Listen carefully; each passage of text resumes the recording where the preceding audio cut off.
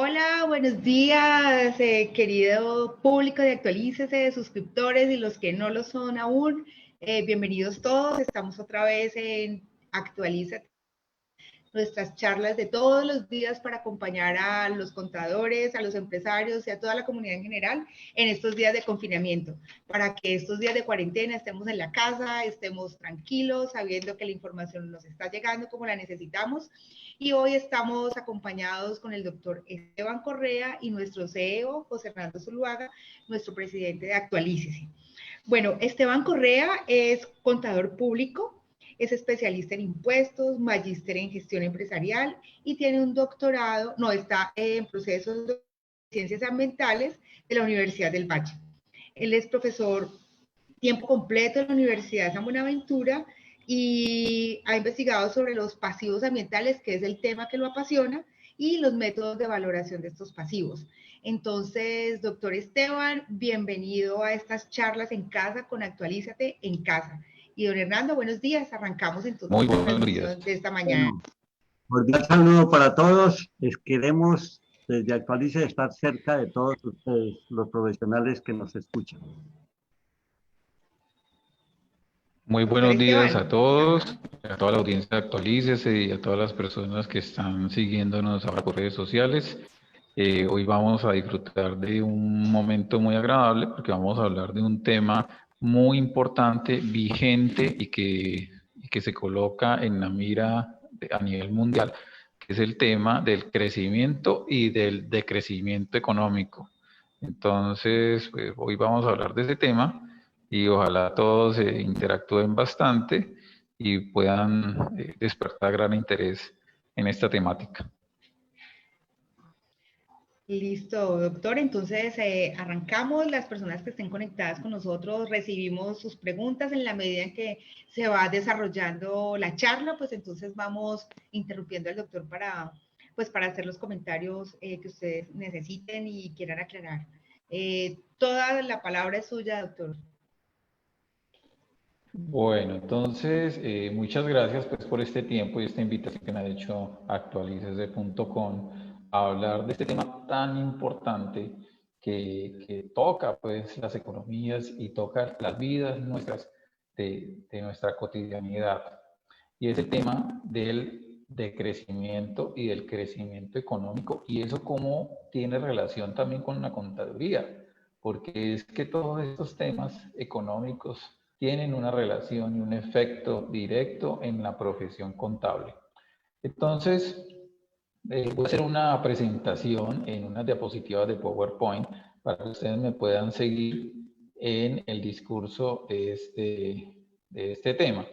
Entonces, por favor, ahí me confirman si están viendo la presentación para comenzar a hacerla.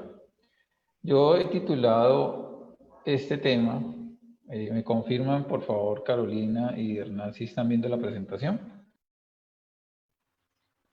Sí, Listo. ¿Y voy a cómo me están reducir. escuchando? Bueno, esperemos que me estén escuchando bien. Bueno, entonces, eh, vamos a entrar en materia. Esta presentación la hemos titulado De crecimiento, la nueva economía post-coronavirus. En esta presentación pues vamos a hablar directamente de qué es la teoría del decrecimiento. Antes de hablar de la teoría del decrecimiento, quisiera hablar de qué es el crecimiento económico. ¿Qué se entiende por crecimiento económico? Pues el crecimiento económico es un concepto sencillo de entender porque es la sumatoria de toda la producción que tiene un país en un año. Entonces, si un país produce mucho en un año y al otro año produce más, quiere decir que ese país ha crecido en su producción. Y eso se mide más que todo con un indicador económico que se llama el PIB, el Producto Interno Bruto. Pero ¿cuál es el problema de eso? Pues eso parece muy bien, ¿cierto? Eso parece perfecto que todos los países crezcan y produzcan mucho. Pero eso a nivel global, planetario, ha generado unos problemas que son los que muestro en esta gráfica.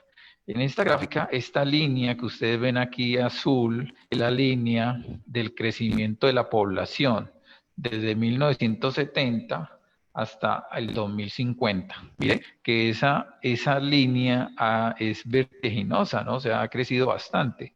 Desde 1970 a la fecha, al 2020, la población del mundo se ha duplicado. O sea que en el 70 éramos 3.500 millones y hoy somos básicamente 7.000 millones de personas en el planeta. Y se espera que en el 2050 esa cifra se vuelva y se duplique y lleguemos a 14.000 millones de personas. Entonces, en este tema de crecimiento económico, pues también tiene que ver el crecimiento poblacional. Pero ¿cuál es el problema? El problema no es solamente que las personas crezcan, que el número de personas, humanos crezcan en el planeta, sino es el consumo de materias primas de esas personas, de todos nosotros como seres humanos. Miremos el consumo que son estas barras que están aquí de color mostaza.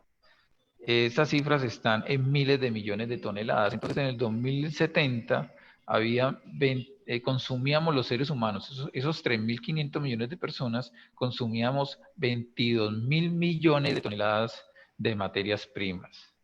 Y a hoy esas cantidades de toneladas se han multiplicado por 4.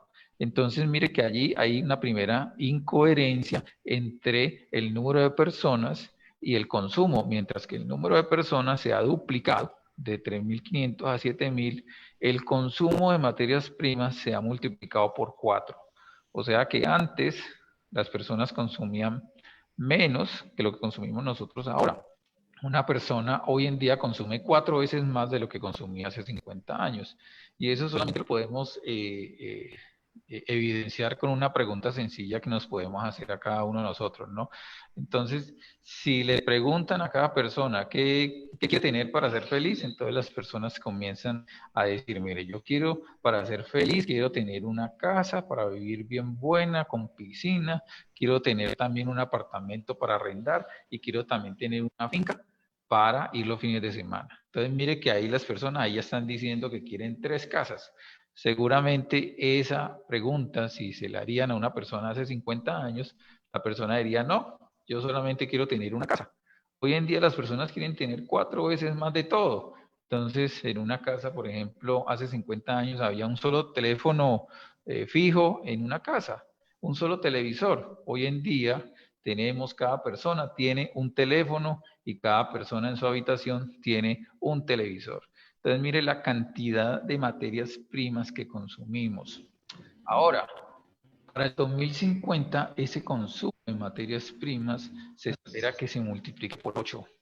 O sea que si seguimos así, no solamente vamos a consumir 4 veces más, sino 8 veces más. Se sale de toda perspectiva de lo que la Tierra podría llegar a producir.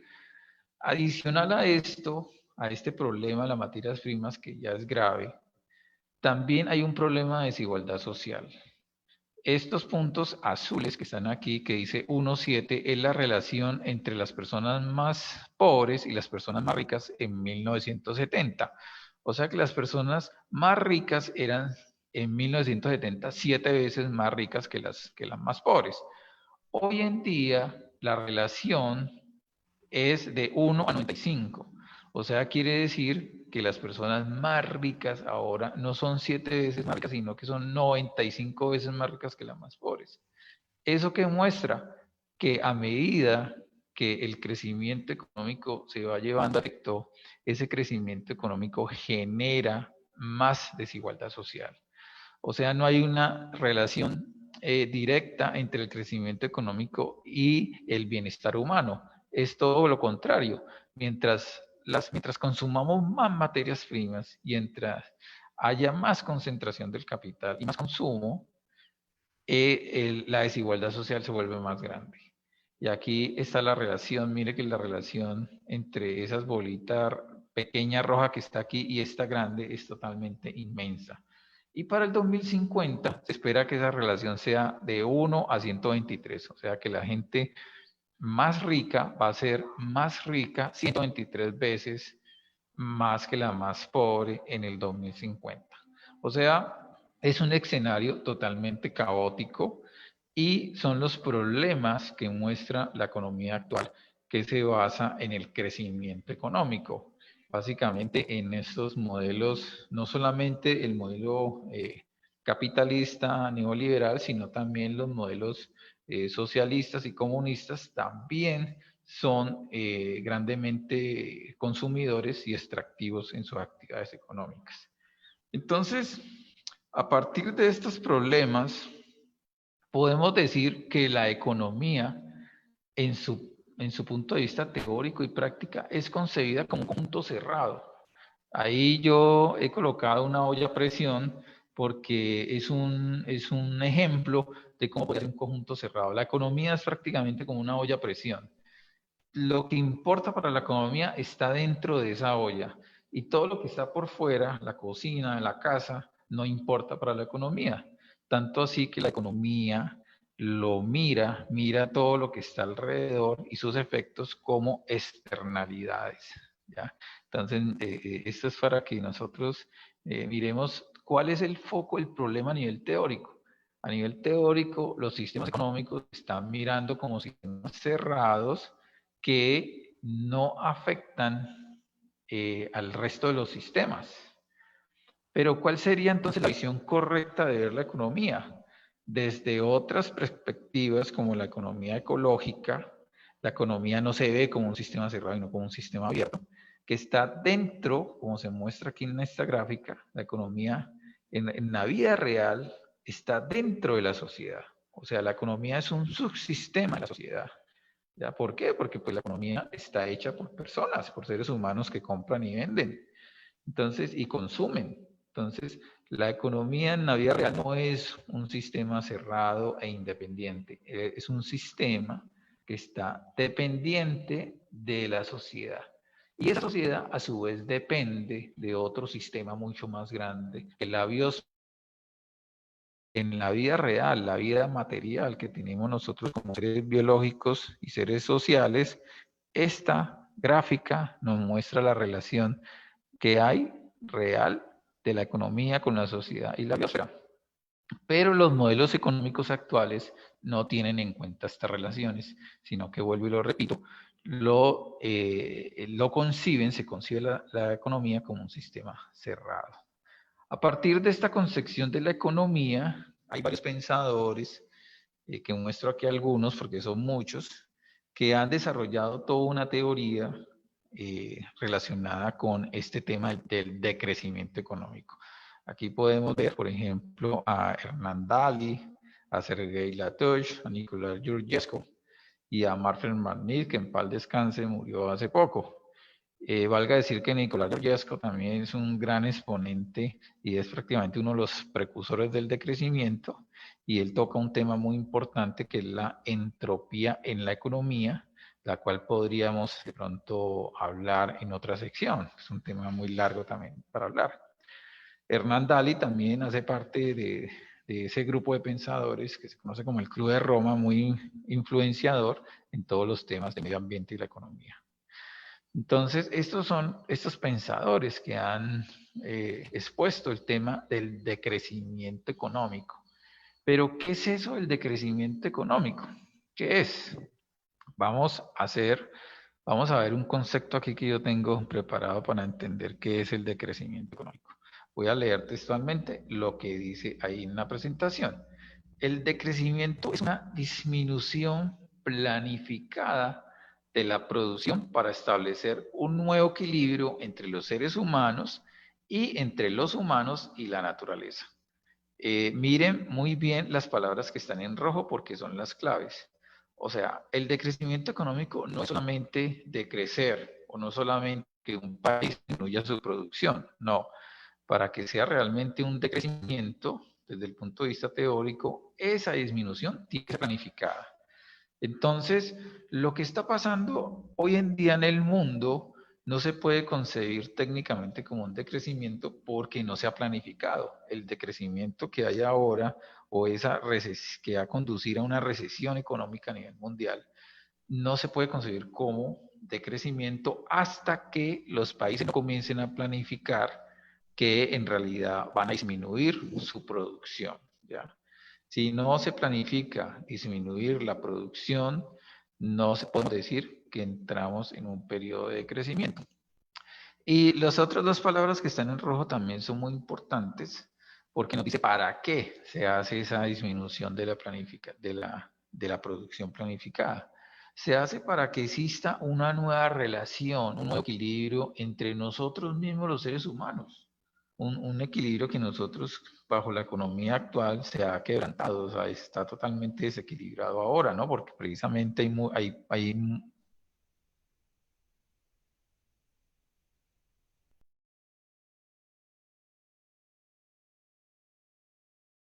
periodo de disminución planificada, entonces se reconfigura esa relación entre las personas y se equilibran, al menos en lo que tiene que ver con el poder adquisitivo. Y también hay una resignificación entre los humanos y la naturaleza, una reconciliación, una nueva relación entre los humanos y la naturaleza, porque los humanos, al entrar en esta forma de pensar, reconocemos que no somos precisamente independientes, un conjunto cerrado como lo veíamos, sino que somos seres que dependemos realmente de la naturaleza y la tenemos que respetar y tenemos que coexistir con ella. Bueno, para entender más este tema de crecimiento económico, Sergei Latoch enumera 8 pasos que las llama las 8 R's para exponer en qué se basa el decrecimiento económico desde una perspectiva de su pensamiento teórico.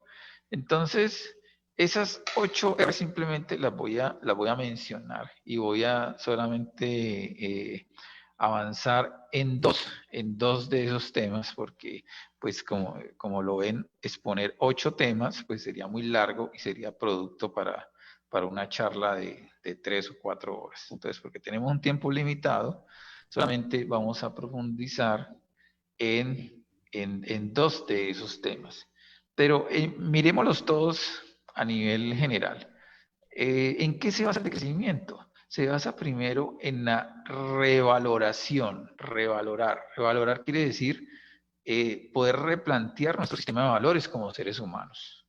Un sistema de valores que actualmente está basado en el individualismo y en el egoísmo. Eso hay que revaluarlo y cambiar esos valores por unos valores que sean más comunitarios, más del compartir y el cooperar.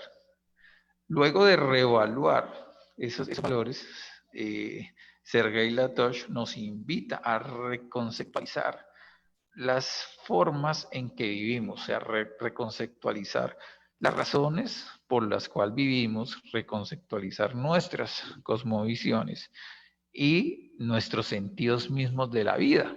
¿Para qué vivimos? ¿Qué es el éxito, por ejemplo? Actualmente se habla mucho de tener éxito y ese éxito está relacionado con el tener cosas materiales o de cuánto puedo llegar a ganar como empleado o como empresario.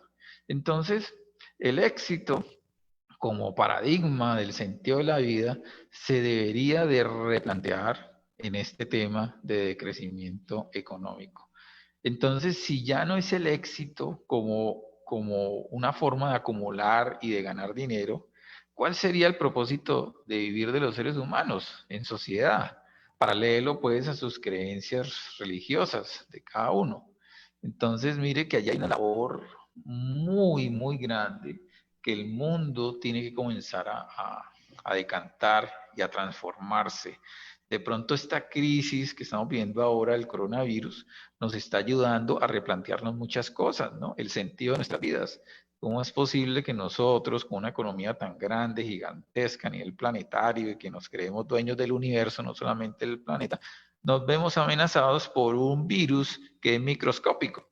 Entonces, de pronto eso nos puede ayudar a comenzar a pensar en ser al menos más humildes y ver con respeto la naturaleza. Bueno, una vez que hemos reconceptualizado nuestro sentido de la vida, Sergei Latoch nos invita a reestructurar los sistemas de producción. Porque si el sentido de la vida ya no es la acumulación del dinero y el tener éxito a través de ganar más dinero, entonces los sistemas de producción que se basan en el consumo, pues también se tienen que reconfigurar, ¿ya? Por lo tanto, esos sistemas económicos de producción van a funcionar diferente.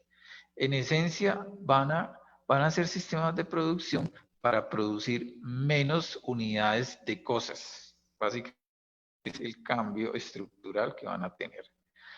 Hay otro tema que es la reubicación. La reubicación tiene que ver con poder darle un significado diferente a lo local y también a lo internacional. Hoy en día, todas las materias primas o gran parte de ellas se intercambian a nivel global a través de los tratados de libre comercio, a través de la divulgación de todo el neoliberalismo y la apertura de mercados, y eso hace que la economía sea global. Pero con este tema, por ejemplo, del coronavirus, la concepción de la globalización se tiene que replantear, ¿ya? Porque la globalización prácticamente, ¿qué es? Es la implementación prácticamente a la fuerza de una forma de pensar y de una cultura sobre todas las demás. Entonces, la reubicación o relocalización tiene que ver con eso, con una resignificación de las culturas autónomas en cada región. Cada cultura es importante y ninguna cultura tiene que imponerse sobre otra, como los procesos de colonialismo que hemos vivido de la época de la conquista, ¿no? Ese colonialismo tiene que terminar y los pueblos deben de tener y ser autónomos en su cultura y permanecer a ella y seguir ellos mismos sus propios modelos de desarrollo. Otro punto importante en el decrecimiento es la redistribución de la riqueza, que básicamente aquí los contadores públicos pues, juegan un papel muy importante, como en todos los demás, pero aquí de pronto Doctor. juegan un papel... ¿Sí? Doctor, un momentico, qué pena. Pues aprovecho para dar un saludito a las personas que se nos han unido en Facebook. Está Diego Botina, Marly Viviana Restrepo, Cindy Joana, Key Benítez, Soraya. Y hay una pregunta de Lady Marcela Alvarado. Dice, ¿qué podemos hacer los contadores con la nueva economía? ¿Cómo nos podemos adaptar a los cambios? Creo que esta pregunta está relacionada justo con el tema que usted empieza a tratar en este momento, este otro punto. Sí, gracias Carolina por las preguntas y gracias a esas personas que nos están acompañando a través de las redes sociales. Y precisamente aquí voy a comenzar a hablar de cuál es la relación que tienen los contadores en todo este tema, ¿no? Porque hasta ahora parece ser un tema de economistas, no más. Pero lo primero que tenemos que tener en cuenta es que los problemas del mundo actual son problemas interdisciplinarios. Nosotros los contadores públicos no podemos pensar que solitos vamos a solucionar los problemas del mundo y vamos a aportar soluciones solos. No, tenemos que comenzar a quebrar esos esquemas que tenemos de yo con yo, de ser individualista, de querer ver todo a través de una cuenta. A través de una partida doble. No, tenemos que abrir nuestra mente, crear esos esquemas y comenzar a pensar diferente y comenzar a pensar interdisciplinariamente. No solamente unirnos con otras personas para solucionar problemas, sino también apropiarnos de otros saberes diferentes a los contables para poder ver las cosas de una manera diferente y más holística. Entonces, el tema, vuelvo al tema y trato de contestar esta pregunta que me ha hecho Carolina, la audiencia. La redistribución. ¿Por qué el contador es importante en la redistribución de la riqueza? Porque la redistribución de la riqueza es imposible hacerla sin unas reestructuraciones tributarias. Aquí los tributos, los impuestos tienen un protagonismo muy importante en todos los temas de redistribución. ¿Por qué? Porque si las normas tributarias son injustas o son regresivas, como las que tenemos en Colombia, que son unas normas que favorecen a los que más tienen dinero, entonces lo que se genera a largo plazo es acrecentar la desigualdad social. Por lo tanto, las reformas tributarias deben ser unas reformas tributarias progresivas, o sea, no basadas tanto, por ejemplo, en impuestos como en el IVA, que son impuestos que castigan al más pobre, sino basados en impuestos como, por ejemplo, la renta, que es un impuesto, vamos a decir, progresivo, porque el que más tiene, pues más paga. Mientras que el IVA no, el IVA es un impuesto regresivo porque todos pagan lo mismo cuando compran X o Y producto. Entonces, en esta redistribución y en el diseño, en el confeccionamiento de estas reformas tributarias, el contador público tiene que participar de una manera directa. Esto no es un tema de economistas nada más, sino que los contadores tenemos que comenzar a involucrarnos en esas propuestas tributarias para que el mundo sea más justo, más equitativo. Bueno, el otro punto que Sergei Latosh toca en cuanto a su pensamiento del decrecimiento económico es el de la reducción de la producción. Lo que dice ahí de reducción es reducción de la producción.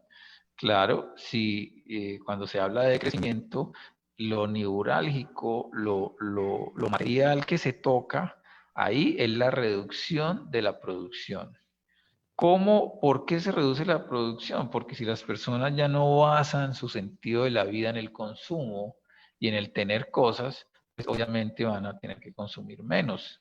Pero al consumir menos, entonces eso tiene unos efectos económicos pues muy grandes, ¿no?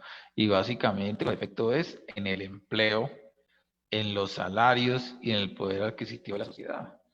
Entonces, aquí los contadores tienen que comenzar a pensar también cómo generar modelos empresariales que sean eficientes, que sean rentables también, porque las empresas tienen que seguir siendo rentables, eh, pero en una baja producción o en un modelo decreciente de producción.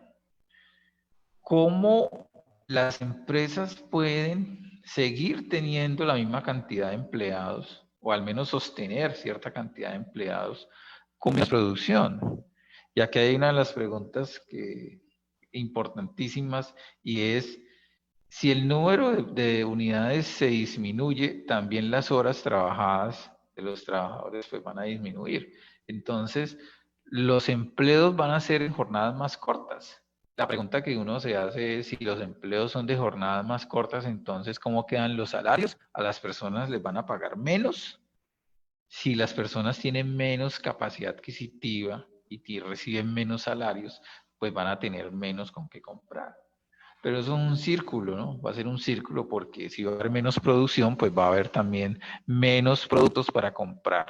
Entonces, ahí se tiene que diseñar unas estrategias que, así sea que las personas se les reduzca el salario, pueda tener un salario suficiente para poder vivir dignamente y poder vivir bien, pero ese sentido de bien también tenemos que replantearlo, ¿no? ¿Para qué es vivir bien? Tener 3 celulares, tener cuatro casas, tener un televisión en cada cuarto, no. Entonces hay que comenzar a pensar en todas esas cosas y ahí el contador es vital. Y por último, reutilizar y reciclar, que ya tiene que ver más por unos temas que hemos estado pues, tratando y que están más familiarizados por las personas, que es de la reutilización de los productos, cuando esos productos terminen su vida útil, se les puede dar otro fin diferente a los cuales fueron creados. Esa es la reutilización. Y el reciclaje tiene que ver más que todo con el extraer los productos ya transformados, extraer otra vez las materias primas para producir nuevos productos o volver a producir el mismo producto que había antes. Entonces, básicamente, estos son los 8 puntos en donde se basa el tema del decrecimiento económico. Quiero hacer énfasis en solamente 2 puntos de esos. El primero es el de reevaluar, que ya le había mencionado algunas cosas, pero quiero hacer referencia especial porque es vital. Por eso es el primero. Porque si no hacemos este punto, pues todo lo demás simplemente se va a convertir en sueños, en utopías. El primero es reevaluar. Reevaluar es coger esos valores que tenemos ahora y replantearlos y construir otros valores. Los valores en que está cimentada la sociedad actual y más que todo la sociedad occidental, que ha permeado a todas las demás sociedades en el mundo, se basa más que todo en valores del individualismo, del egoísmo. Y mire que desde el punto de vista de la economía, desde el punto de vista teórico de la economía, esto es una gran verdad, porque Adam Smith en su famoso libro La riqueza de las naciones expone una ética individualista que se conoce como la ética egoísta, el cual es un principio que dice que si una persona busca su beneficio personal, eso va a redundar en un beneficio global. Pero a la luz de las estadísticas y de lo que está pasando ahora, Adam Smith desafortunadamente se equivoca en ese principio de esa ética egoísta, porque no necesariamente cuando las personas buscan su beneficio personal, eso redunda en beneficios para todas las personas, porque para la muestra tenemos la gran desigualdad social que tenemos en el mundo. Las personas por estar buscando lo suyo, lo propio, y egoístamente lo necesario para cada uno, pasan por encima de todos los demás e incluso acumulan una riqueza tan grande que ni siquiera hay personas que pueden consumir su riqueza por más que quieran. O sea, las personas más ricas del mundo, por más que quieran consumir su riqueza, no van a poder consumirla ni siquiera en el resto de sus vidas. Entonces, miren la desproporción que existe en ese sistema de valores que tenemos hoy en día. La competencia, el éxito hoy en día de las personas, siempre se nos dicen desde niños que tenemos que ser competitivos y tenemos que tener éxito, pero nunca nos dicen que ese éxito, para que una persona tenga éxito, se hace a costa del fracaso de todos los demás. Y ese fracaso de todos los demás, ¿en qué se traduce en las vidas de las personas? Pues se traduce en frustración, en miseria, en pobreza. ¿Ya? Entonces, eso tenemos que comenzar a replantearlo y sustituirlo por valores diferentes, como por ejemplo los ideales de cooperación, de ayudar al otro. Mire que la naturaleza ahí nos da unas grandes lecciones, porque se ha demostrado científicamente que cuando ocurren las crisis de las especies, cuando las especies en esa carrera de la evolución, las especies cuando entran en crisis y se colocan en riesgo de extinción, solamente las especies que cooperan entre sí son las especies que sobreviven. Y las especies que no cooperan y no tienen esa característica de ayudarse entre ellos mismos desaparecen. Entonces, esa es una gran lección que nos puede estar dando la naturaleza en este momento. Nosotros solamente vamos a poder sobrevivir y vamos a poder seguir evolucionando como especie de seres humanos a través de la cooperación, no a través del egoísmo ni el individualismo, y ese es el primer principio que tenemos que comenzar a pensar y replantearnos en esta crisis en que estamos tocando casi el borde de la extinción, ¿no? Porque si esta crisis del coronavirus se extendiera sin ningún control, mataría prácticamente a todos los seres humanos sin el ánimo de ser fatalista ni apocalíptico, sino que pues precisamente por eso estamos en un periodo de contención de la pandemia para que no se riegue. Si se regara, sus efectos en la raza humana serían nefastos. Bueno, el otro punto que quisiera tocar aquí son los dos últimos puntos que habla de la reutilización y del reciclar. ¿Qué significa eso? En últimas, lo que significa es alargar el tiempo de vida de los productos para evitar el despilfarro. O sea, que los productos duren más tiempo. y evitar el diseño de productos obsoletos. ¿Eso qué quiere decir? Evitar lo que se conoce como obsolescencia programada, o sea, no a la obsolescencia programada. Hoy en día compramos un producto tecnológico, por ejemplo, un teléfono celular, y ese teléfono está programado para que dure, por ejemplo, un año. Y al año, sí, lo tengo que cambiar por otro porque actualizan el sistema operativo y mi teléfono queda, no queda sirviendo para nada, ¿ya? Entonces, no estoy hablando de todos los teléfonos, pero sí algunos teléfonos tienen esas características. Y así lo vemos en muchos otros productos. Por ejemplo, en las bombillas, en los bombillos. La tecnología hoy en día podría desarrollar bombillos que pueden durar 20, 30, 50 años, pero no los desarrollan así, desarrollan bombillos que duran 2 años, o si mucho duran 5 años, pudiendo estos durar 50 años, o sea, toda la vida de una persona. O sea, nosotros podríamos comprar bombillos que duraran toda la vida y solamente comprar un juego de bombillos para nuestra casa durante toda nuestra vida. Entonces, esa forma de ver los productos y de ver la producción, pues obviamente en una economía de crecimiento tiene que cambiar, porque entonces las empresas fabricarían muy pocos productos. Por ejemplo, en los bombillos fabricarían muy pocos bombillos, pero estos bombillos serían de larga vida. Por lo tanto, ahí entra a jugar el tema del costo de producción de ese bombillo y el precio de venta de ese bombillo, que necesariamente va a ser más costoso y su precio de venta también va a ser mucho más alto. Pero si a mí me dicen que voy a tener un bombillo para toda la vida, pues yo estaría dispuesto a pagar, obviamente, una suma de dinero más grande de la que pago ahora por un bombillo normal. Asimismo con todos los productos, la lavadora, un vehículo, la ropa, ¿ya? Y dejar de producir tantos elementos desechables. Hay productos que duran segundos. La mayoría de la basura que se genera en el mundo son de cosas que utilizamos por segundos. Por ejemplo, el empaque de las cosas.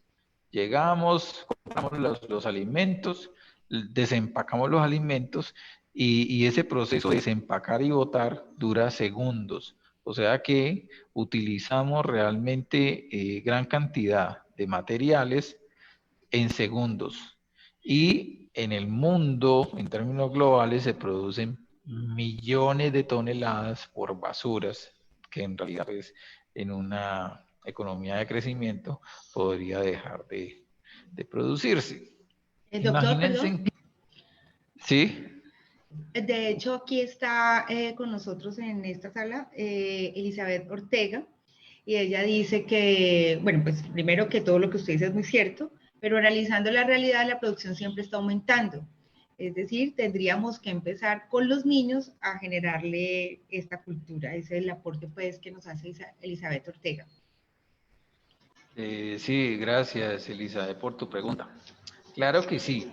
Esto tiene que ver, la respuesta a la pregunta de Elizabeth tiene que ver con lo primero que expuse, que es el cambio de valores. Ese cambio de valores no se logra hacer de la noche a la mañana, no se logra hacer simplemente por unas medidas del coronavirus que van a durar de pronto un mes, 2 meses, ¿ya? Eso se logra hacer es a través de cambios de generaciones de uno tras otros. O sea, estamos hablando de proyectos de cambio de pensamientos que duren por lo menos entre 10 y 20 años para que haya realmente cambios profundos en la forma en que las personas conciben el mundo. Pero tenemos que comenzar, obviamente, con nuestros niños pequeños hoy en día y comenzar a inculcarles estas formas de pensar. Es muy difícil. Bueno, aquí quiero tocar otro punto ya para ir terminando. Es muy difícil crear escenarios experimentales de decrecimiento. Es más, el decrecimiento, los críticos al decrecimiento lo han considerado algo utópico, o sea, algo imposible de implementar. Por eso, lo que está ocurriendo hoy en el mundo, con todas estas medidas que los países están comenzando a implementar, es tan importante para esta línea de pensamiento, porque se está creando un escenario experimental para poder ver en la vida real qué ocurre si las economías bajan su producción de manera programada, porque los países ya están comenzando a programar qué pasa si la producción disminuye, ¿ya?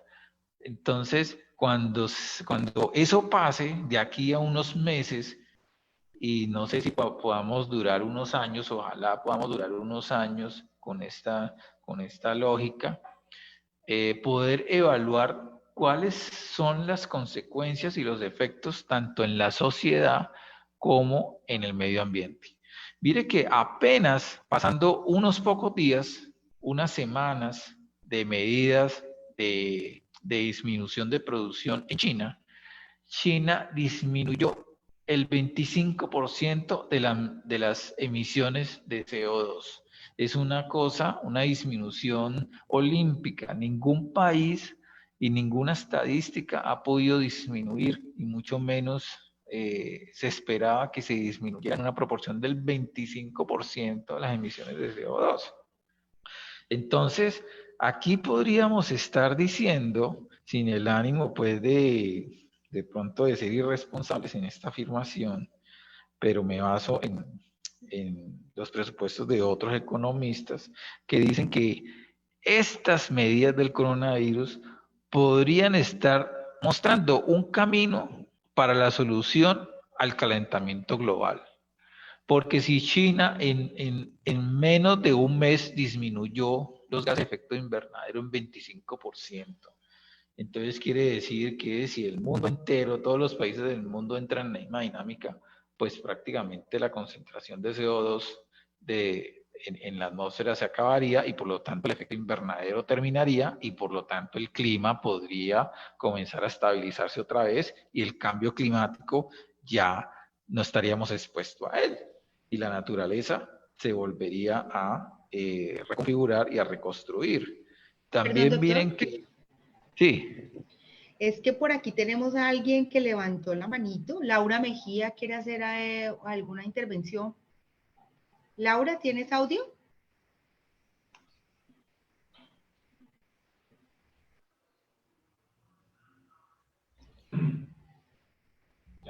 Listo, Laura.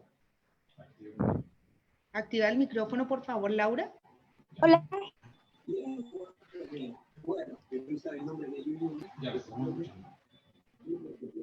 Te escuchamos, Laura. Pues sí podría preguntar, ¿qué pasaría en el otro año si seguiría todo esto el coronavirus o ya habría pasado?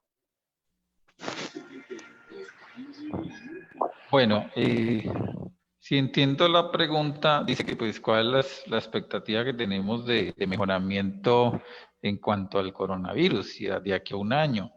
Pues bueno, siguiendo lo que han dicho algunos economistas y algunos pensadores en cuanto a este tema, yo no lo digo desde lo que yo sé, porque yo no soy experto en salud ni en esos temas del coronavirus, sino que simplemente estoy repitiendo lo que he leído en otros diarios de personas que sí saben bastante.